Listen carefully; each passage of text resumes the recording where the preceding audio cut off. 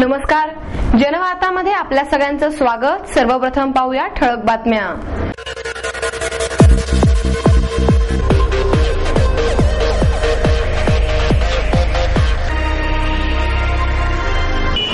गणेशोत्सवात पारंपरिक वाद्यांना 24 तास परवानगी द्यावी, महापौर मोहनसिंग राजपाल यांची मागणी। श्री बालाजी ऑन क्रिएशन निर्मित आणि ज्ञानेश भिलारे लिखित दिग्दर्शित झेडब्रिज प्रेमाच्या वाटेवर या नाटकाला रसिक प्रेक्षकांचा उदंड प्रतिसाद। पर्वती नागरिक कृती समितीच्या वतीने पर्वती पुण्यभूषण पुरस्कार वितरण सोहळा संपन्न। गणेश उत्सवात पारंपरिक वाद्यांना 24 तास परवानगी द्यावी अशी मागणी पुण्याचे महापौर मोहनसिंग राजपाल यांनी केली। पुण्याच्या गणेश उत्सवाचे वैशिष्ट्य असणाऱ्या ढोलताशा पथकांवर पोलिसांनी अक्सापोटी कारवाई केल्याने उत्सवाला गालबोट लागले। उत्सव निर्विघ्नपणे पार पडण्यासाठी पोलीस आणि पथकांमध्ये सुसंवाद घडवून राज्य सरकारने गणेश उत्सवात पारंपरिक वाद्यांना 24 तास परवानगी द्यावी अशी मागणी महापौर मोहनसिंग राजपाल यांनी केली। गणेश उत्सवाच्या काळात निस्वार्थ सेवा करणारे कामगार, स्वयंसेवी संस्था आणि ढोलताशा पथकांचा कैलासवासी शंकरराव भोई प्रतिष्ठानच्या वतीने सत्कार करण्यात आला। शिवशाहीर बाबासाहेब पुरंदरे, संगीतकार डॉक्टर सलील कुलकर्णी, अभिनेते राहुल सोलापूरकर, प्रतिष्ठानचे अध्यक्ष डॉक्टर मिलिंद भोई, इतिहास तज्ञ डॉक्टर सदाशिव शिवदे, ढोलताशा पथकांचे प्रमुख प्राध्यापक अनिल गाडगी, ॲडव्होकेट प्रताप परदेशी यावेळी उपस्थित होते। मोहनसिंग राजपाल म्हणाले, ध्वनी प्रदूषण रोखण्यासाठी पारंपरिक वाद्यांवर बंदी घालणे हा उपाय नाही। पोलिसी खाक्या दाखवून उत्सवाला गालबोट लावण्यापेक्षा पोलिसांनी पथक प्रमुखांशी सुसंवाद साधण्याची गरज आहे। पारंपरिक वाद्यांना पूर्णपणे परवानगी देण्यासाठी राज्य सरकारने पुढाकार घ्यावा असे आवाहन करतानाच डिसेंबर पर्यंत मंडळावरील खटले मागे न घेतल्यास उपोषण करण्याचा इशारा राजपाल यांनी दिला। राहुल सोलापूरकर म्हणाले, ध्वनी प्रदूषणाच्या नावाखाली पारंपरिक वाद्यांवर बंदी घालणाऱ्यांनी तालवाद्य आणि संस्कृतीचा अभ्यास करण्याची गरज आहे। ढोलताशा पथकांनी वज्रमूठ मजबूत केल्यास गणेश उत्सवाकडे वाकड्या नजरेने पाहण्याची कोणाची हिंमत होणार नाही। डॉक्टर सलील कुलकर्णी म्हणाले, पारंपरिक वाद्यांमुळे पब आणि डिस्को मधील नाचणारी तरुण मंडळी पुन्हा संस्कृतीकडे वळत आहे। ही गणेश उत्सवाची देणगी आहे। या पथकांनी कोणालाही भीक न घालता याचा गजर संपूर्ण जगात करावा। शिवगर्जना, रमणबाग, समर्थ प्रतिष्ठान, स्वरूपवर्धिनी, शिवमुद्रा, रुद्र प्रतिष्ठान, नाद ब्रह्म, श्रीराम, शिवतेज या ढोलताशा पथकांसह सफाई कामगार, अग्निशमन दलातील जवान, जीवरक्षक यावेळी यांचा सत्कार करण्यात आला। मुलांच्या मृत्यूचे दुःख बाजूला सारून गणेश उत्सवात ताशा वाजविणाऱ्या प्रकाश पवार यांच्या कुटुंबियांना दिवाळीपूर्वी नवीन घर बांधून देण्याची घोषणा डॉक्टर मिलिंद भोई यांनी यावेळी केली। पुणे मनपा शिक्षण प्रमुख आणि शिक्षण अधिकारी यांच्या विरुद्ध कायदेशीर कारवाई होण्यासाठी शिक्षण हक्क मंचाच्या वतीने शिक्षण उपसंचालक कार्यालयासमोर निदर्शने करण्यात आली। माहितीचा अधिकार या कायद्याच्या शासकीय कार्यालयात सर्रास अनादर दुरुपयोग होत असल्याचे आढळून येत आहे। क्रिसेंट स्कूल, गुलटेकडी, पुणे या शाळेसंबंधीचा माहिती अधिकार कायद्यान्वये दाखल केलेल्या अपीलाच्या प्रती एकाच वेळी दोन्ही कार्यालयातून रहस्यमयरित्या गायब झाल्या आहेत। या प्रकरणी शिक्षण उपसंचालक यांच्याकडे दाद मागितली असता त्यांनीही मागील 6 महिने काहीच कारवाई न केल्याने या संपूर्ण प्रकरणाचे रहस्य अधिकच गूढ झाले आहे।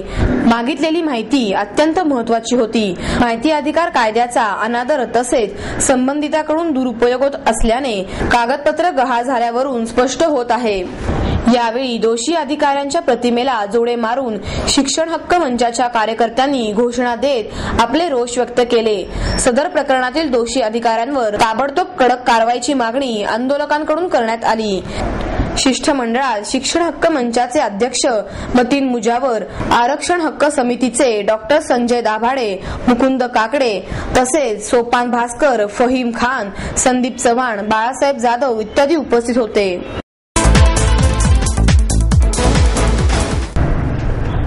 श्री बालाजी ऑन क्रिएशन निर्मित आणि ज्ञानेश भिलारे लिखित आणि दिग्दर्शित झेडब्रिज प्रेमाच्या वाटेवर या नाटकाला रसिक प्रेक्षकांचा उदंड प्रतिसाद लाभत आहे।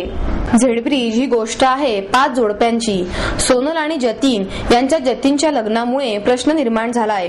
तेजश्री आणि अभिषेक यांच्यात तेजश्रीच्या साखरपुड्यामुळे गडबड आहे. प्राची आणि मंगेश घरातल्या कुरबुरीमुळे त्रस्त आहेत. तर टिंगू आणि जितू हे होऊ घेतलेले प्रियकर प्रियसी आहेत. आणि सर्वात शेवटचं जोडपं हे टिंगूची आई आणि जितूचे बाबा म्हणजेच विश्वजित कदम आणि आरती देशमुख यांच्यातला प्रेम प्रसंगाचा सीन जुन्या आणि पूर्वीच्या प्रेमाची आठवण करून देतो. अशी ही सगळी जोडपी रात्री बरीच उशिरापर्यंत म्हणजे 11-11:30 पर्यंत झेडब्रिजवर आहेत. पोलिसांच्या रात्रीच्या फेरीत हे सगळे त्यांना सापडतात. उशीर झालेला असल्याने आणि जवळ बसून गप्पा मारताना सापडल्याने अश्लील चाळे केल्याच्या आरोपाखाली पोलीस त्यांना पकडून घेऊन जातात. त्यांच्यावर काय कारवाई होते, त्यांच्या वैयक्तिक आयुष्यातल्या घडामोडींचं काय होतं, अशा अनेक गमती जमती या नाटकात आहे. ज्ञानेश भिलारे यांनी या नाटकाचं लेखन केलं असून नेपथ्याची बाजू सांभाळली आहे. यामध्ये एकूण 15 कलाकारांनी उत्तम काम केले. सुनील कुमार ओझा, कल्पेश आणि चेतन ठाकूर हे निर्माते असून महेश लिमये यांनी संगीत दिले. तर तेजस देवधर यांनी प्रकाश योजना केली आहे. सुरुवातीचं गाणं आणि नाटकाच्या शेवटी असलेलं टायटल सॉन्ग हे नाटक दमदार वाटतं. शिवाय यंदा संवादादरम्यान येणारे काही म्युझिक पीसेसही चांगला परिणाम साधतात. यावेळी बोलताना दिग्दर्शक भिलारे म्हणाले, प्रेम आणि झेडब्रिज यांना केंद्रस्थानी ठेवून नाटक लिहिण्याचा विचार आला. चौकटीत राहून विषय लिहिण्यापेक्षा प्रत्यक्ष जागेचा फील घेऊन हे नाटक लिहिले.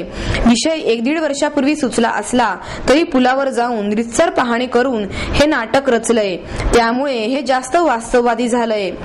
यामध्ये केवळ जोडप्यांची बाजू मांडलेली नाही तर लोकांची त्यांच्याकडे पाहण्याची दृष्टी आणि पोलिसांची भूमिकाही दाखवली आहे. इथे बसण्यामागे जोडप्यांची नक्की काय कारण असतात हे वेगवेगळ्या वयोगटातील जोडप्यांमधून दाखवलं असल्याने नाटक सगळ्या प्रेक्षकांना अपील होईल असंही त्यांनी सांगितले. या पुलाचा सर्व बाजूने वेध घेणारं झेडब्रिज हे नाटक पाहणं नक्कीच मनोरंजक ठरेल. भिलारे यांनी याआधी दहीहंडी, तुमचं आमचं सेम नसतं अशा प्रायोगिक नाटकांसाठी काम केले. त्यांनी बंगळुरूमध्येही हिंदी नाटकांसाठी काम केलं आहे. यापुढे व्यावसायिक नाटक रंगमंचावर आणण्याचं त्यांचं नियोजन आहे. पर्वती नागरिक कृती समितीच्या वतीने पर्वती पुण्यभूषण पुरस्कार वितरण सोहळा संपन्न झाला.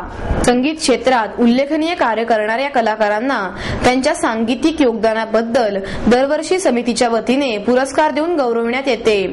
गायिका मंजिरी आलेगावकर यांना पर्वती भूषण पुरस्कार तर व्हायोलिन वादक पंडित अतुल कुमार उपाध्ये पर्वती सेवा पुरस्कार डॉक्टर शना नवलगुणकर यांच्या हस्ते प्रदान करण्यात आला.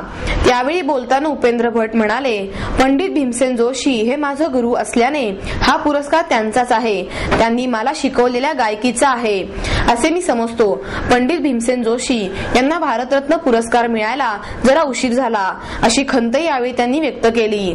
यावेळी बोलताना डॉक्टर नवलगुणकर म्हणाले, आज त्याची नितांत गरज आहे. आजची तरुण पिढी अत्यंत बुद्धिमान आहे. मी ज्या वयात जे मला कळत होतं त्यापेक्षा कितीतरी अधिक पटीनं आत्ताच्या मुला मुलींना कळतं. या तरुण पिढीकडे बघितल्यानंतर त्यांच्यावर संस्काराची गरज आहे असं मला मनापासून वाटतं. तरुण पिढी बुद्धिमान आहे हे बघायचं कारणच नाही, अगदी स्वच्छच आहे. मी गेल्या 35-40 वर्ष अनुभव घेतलेला आहे की पश्चिमेकडे जो भौतिक वाद विकसित झाला, यंत्रयुग निर्माण झालं. यंत्रयुग निर्माण होणं आवश्यक होतं आणि आपल्या सुखामध्ये त्यांनी भर पडली ही गोष्ट खरीच आहे. निसर्गातून जो कापूस मिळतो त्या कापसाचा संस्कार करून तुम्ही सूत मिळवता, सुतावर संस्कार करून तुम्ही कापड बनवता आणि कापडावर संस्कार करून तुमचे कपडे तयार होतात. त्या कपड्याने आपलं वैभव वाढतं, खरी गोष्ट आहे. आणि अशा पद्धतीचं वैभव आपल्या जीवनामध्ये आलेलं आहे. पण हे वैभव येत असताना आणखीन पलीकडे काही असू शकतं याची कल्पना आपल्याला आहे का? म्हणजे खऱ्या अर्थानं आपल्याला सुख मिळालंय का हा खरा प्रश्न आहे. आणि असं वाटतं की यात कुठेतरी कमतरता आहे. कारण जड आणि चेतन याच्यामध्ये यंत्रयुग जिथे जिथे आलं आणि ते प्रकर्षाने पुढे गेलं त्या ठिकाणी जडाला खूप किंमत मिळाली. रुबी हॉलच्या वतीने हृदयरोग या विषयावर आंतरराष्ट्रीय परिषदेचे आयोजन करण्यात आले आहे. रुबी हॉल क्लिनिक आणि कॅड एशिया इंटरव्हेन्शन समिट वतीने येत्या 23 ते 25 सप्टेंबर या कालावधीत हॉटेल वेस्टिन येथे आंतरराष्ट्रीय परिषद घेतली जाणार असल्याचे रुबी हॉलचे व्यवस्थापकीय विश्वस्त मुख्य हृदयरोग तज्ञ डॉक्टर परवेज ग्रांट यांनी पत्रकार परिषदेत माहिती दिली। यावेळी सल्लागार डॉक्टर शिरीष हेरमठ उपस्थित होते। डॉक्टर ग्रांट म्हणाले, रुबी हॉल मधील हृदयरोग विभागाच्या रौप्य महोत्सवानिमित्त या परिषदेचे आयोजन करण्यात आले असून ही परिषद देशातील सर्वात मोठी परिषद ठरणार आहे। गेल्या काही वर्षात हृदयरोगाच्या उपचारासंदर्भात फार मोठे बदल होत आहेत असेही ग्रांट यांनी सांगितले। रुग्णालयाने आतापर्यंत 1 लाखाहून अधिक एंजिओग्राफी आणि 40,000हून अधिक अँजिओप्लास्टी पूर्ण केल्या आहेत। आंतरराष्ट्रीय तज्ञांनी विकसित केलेल्या उपचारांच्या आधुनिक पद्धती आणि तंत्रज्ञान यावर चर्चा होणार आहे असेही ग्रांट यांनी सांगितले। डॉक्टर हिरेमठ म्हणाले, केवळ जगभरातील नव्हे तर छोट्या मोठ्या शहरातील तज्ञ त्यांच्या विचारांचे आदान प्रदान करण्यासाठी एकत्र येणार आहे असेही त्यांनी सांगितले। हो जरूर, याच्यामध्ये इंटरव्हेन्शन कार्डिओलॉजी म्हणजे ज्या गोष्टींना पूर्वी ओपन हार्ट सर्जरी करायला लागायची ती आता ओपन हार्ट सर्जरी टाळून एकही टाका न घेता आपण या गोष्टी करू शकतो। लहान मुलं असतात, जन्मत असताना छिद्र असतं, हे छिद्र बंद करण्यासाठी पूर्वी आपल्याला ओपन हार्ट सर्जरी करायला लागायची, तर आता एखाद्या बारीक ट्यूबमधनं टाके न घेता ते भोक आपण पूर्णपणे बंद करू शकतो। अँजिओप्लास्टी आता 1977ला पहिली जगातली अँजिओप्लास्टी झाली इंडियामध्ये आणि रुबी हॉलमध्ये। त्याच वेळेला 1987 म्हणजे 10 वर्षानंतर ही पहिली अँजिओप्लास्टी करण्यात आली आणि त्याच्यानंतर ही संख्या सबंध भारतात वाढतच गेली। रुबी हॉल या प्रोसिजरमध्ये अग्रगण्य राहिला आणि याच्यामध्ये नवीन जसं एखादं गाडीचं मॉडेल बदलत जातं तसं अँजिओप्लास्टीमध्ये इतक्या भिन्न भिन्न प्रकारची टेक्निक्स तयार झाली आहेत की ती बघितल्याशिवाय आपण ती आत्मसात करू शकत नाही। अखिल मंडई मंडळाच्या वतीने गणेश उत्सवात सहकार्य करणाऱ्या सफाई कामगारांच्या आणि कार्यकर्त्यांचा सन्मान करण्यासाठी कृतज्ञता सोहळा आयोजित केला। यावेळी मंडळाचे अध्यक्ष अण्णा थोरात, वसंत थोरात, संजय मते हे उपस्थित होते। विसर्जन मिरवणूक शांततेत पार पडावी यासाठी गेली अनेक वर्ष कार्यरत असलेल्या चाणक्य मंडळ, अनिरुद्ध उपासना केंद्र यांच्या कार्यकर्त्यांचा यावेळी सत्कार करण्यात आला। यावेळी सुमारे 400 कामगारांचा आणि कार्यकर्त्यांचा सत्कार करण्यात आला। चाणक्य मंडळ आणि अनिरुद्ध उपासना केंद्र यांच्या कार्यकर्त्यांचा सन्मान हा समाजातील तरुणांना प्रेरणा देणारा ठरेल असा विश्वासही या दोन्ही संघटनांच्या प्रतिनिधींनी व्यक्त केला। अध्यक्ष अण्णा थोरात यांनी प्रास्ताविक केले तर आनंद सराफ यांनी सूत्रसंचालन केले। प्रोजेक्टरवर रिळे फिरवून प्रेक्षकांचे मनोरंजन करण्याऐवजी थेट उपग्रहाच्या माध्यमातून मराठी चित्रपट प्रसारित करण्यासाठी प्रभात थिएटर सज्ज झाले आहे। सध्या हे तंत्रज्ञान कार्यान्वित करण्याची प्रक्रिया सुरू असून येत्या 21 तारखेपासून प्रत्यक्ष प्रसारणाला प्रारंभ होईल असे प्रभात चित्रपटगृहाचे मालक विवेक दामले यांनी पत्रकार परिषदेत सांगितले। मराठी चित्रपटाच्या सुवर्णकाळाचा साक्षीदार ठरण्याचे भाग्य लाभलेल्या प्रभात चित्रपटगृहामध्ये आता आणखी एक अध्याय झळकविला जाणार आहे। सर्वसाधारणपणे चित्रपटगृहातील प्रोजेक्टरवर रिळे फिरवून पडद्यावर चित्रपट दाखविला जातो, परंतु आता उपग्रह प्रेक्षणाचा लाभ प्रभात सारख्या मराठमोळ्या चित्रपटाचे प्रदर्शन करणाऱ्या सिंगल स्क्रीन चित्रपटगृहालाही मिळणार आहे।